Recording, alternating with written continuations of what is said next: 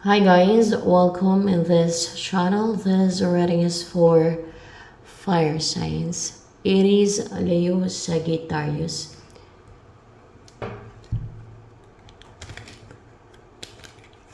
Energy of fire signs around this time.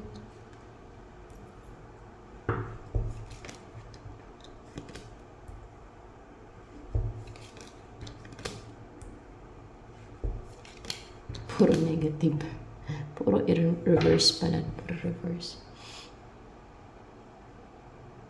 Hindi ka na namamanipulate. Hindi ka na din nakukontrol. Wala nang kukontrol o namamanipulate sa'yo. Or wala nang, pwedeng wala ka ng kulam, wala ka ng addiction, or wala nang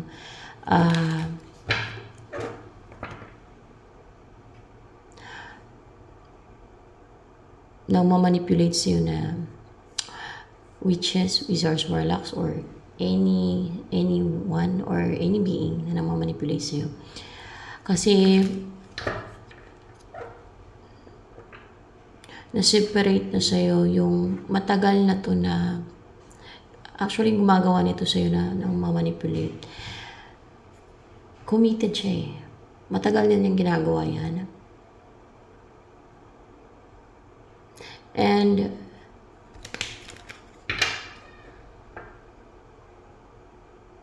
more information with the devil again.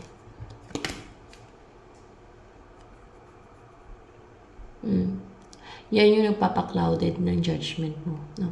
Yung the devil, yung namamanipulate, pwedeng mga alagad ng Diablo, mga witches, wizards, warlocks, or talagang devil, or kaya mga followers niya. Or kaya, kahit yung may mga addictions, alam niyo yan, yung mga taong may addictions, may mga ano yan sila, may mga sumusulsul yan sa kanila. Merong kadalasan may demonyo, kaya nagkakaroon ng addiction kung bakit sila na-addict sa sugal, sa alak, pati alak, sa drugs, mga ganun, kung bakit sila ganun, bakit sila naging addict, because merong demonyo, merong influence ng demonyo sa buhay nila, sa isip nila. And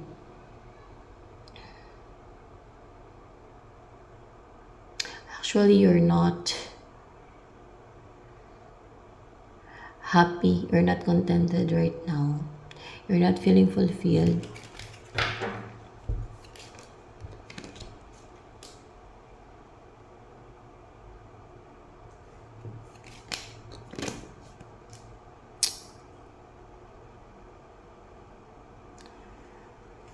Or else, kung ikaw tong hindi na makapang-manipulate, sino ba tong hindi na makapang-manipulate? Ikaw. Ay, hindi. Iba to. Iba tong gumagawa sa'yo ng manipulation na hindi ka na namamanipulate.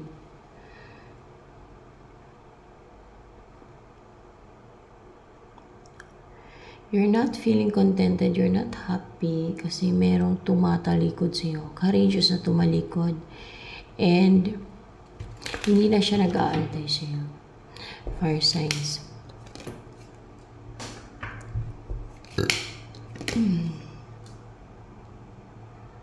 O tingin mo, di na siya nag-aantay sa'yo. Tumatalikod na siya. Hindi mo pigilan yung emosyon mo, yung nararamdaman mo. Or hindi mo pinipigilan na yung emosyon mo, hindi mo napipigilan yung nararamdaman mo. Like, feeling of uncontentment. Yung hindi fulfilled, unhappy. And you feel uneasy, unstable, uncomfortable. Affected ka. Dahil hindi na siya nag-aantay sa'yo. Ba't mo kasi pinapaantay? Two of Swords in reverse.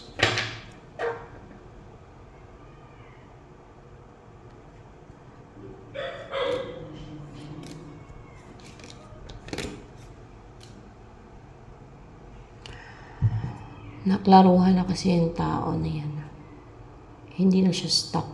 Hindi na siya clouded ang mind niya, ang isipan niya. Wala nang nakapiring sa kanyang mga mata.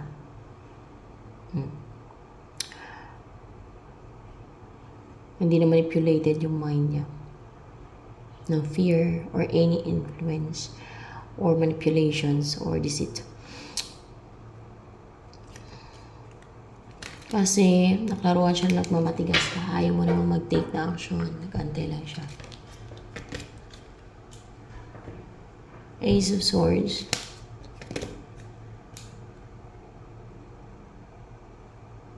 Actually, nag-antay siya pero nagtagumpay siya makalaya, makawala sa nagpa-clouded sa judgment niya or isipan niya. So, nagpa-stuck sa kanya, kakaantay.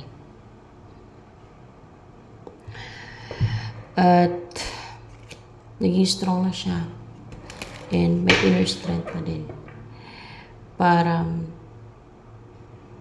nakawala siya from being stuck or yung mula sa pagka-clouded ng judgment niya or isipan niya.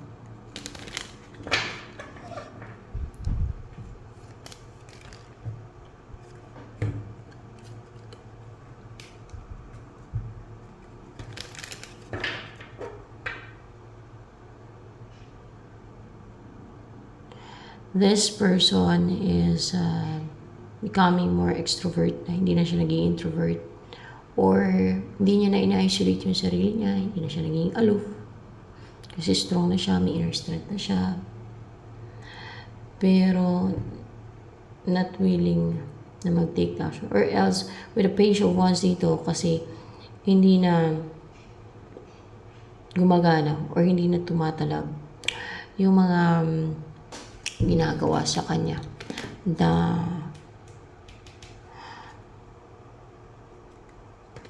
action or possible mga desito para i-isolate yung sarili niya. Diba? Oh, and King of Pentacles. Hindi na kasi nagtatagumpay itong nagpapa-isolate sa person na to. Ginagawa siyang introvert. Hindi na siya nagtatagumpay itong gumagawa niya sa kanya. Hindi na nagsasucceed. Hindi na nakapang-atake. Hindi na tumatalab in short yung ginagawa sa kanya. The world. Nagkaroon na ng ending. Ending of a cycle sa ginagawang pang-manipulate sa kanyang isipan. Diba pinastuck siya? Nakalaya na siya from that.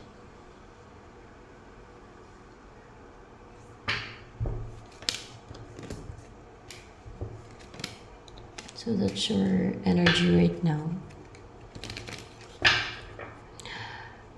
Yung mga sinesend sa kanya like dark spells or anything na sinesend sa kanya nare-reject or else ay hindi na nasisend.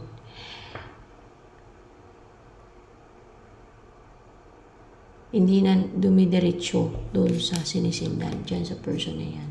Kaya hindi na siya na-stuck eh. Hindi na clouded ang judgment niya. Nahinto yung mga deceit na yan. Nagpapa-clouded sa judgment niya. Hindi na ibibigay sa kanya yung mga intention. Ayan, intention. Yan. And hindi na nakapang-dominate sa kanyang isipan. Hindi na superior ngayon itong mga nagpapa-clouded dati ng isip niya. No? Hindi na clouded yung isip niya.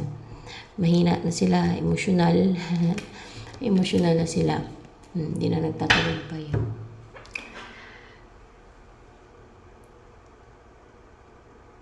So yan. Hanggang dito na lamang for fire signs, guys.